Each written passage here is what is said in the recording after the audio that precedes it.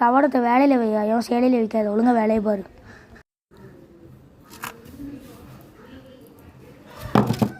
பார்க்கலட்டா டக்குன்னு கல்லெடு.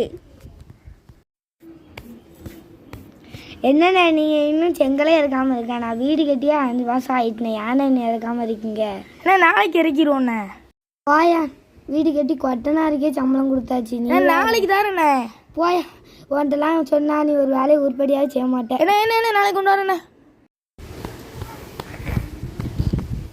என்ன வேலையெல்லாம் முடிச்சாச்சு, சம்பளம் இன்னும் பேக்குது வேலைக்கு வேலை சம்பளமாயா?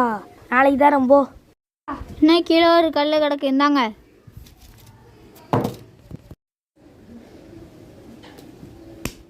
கவனத்தை வேலையில் வையவ சேலையில் வைக்காத மொட்டை.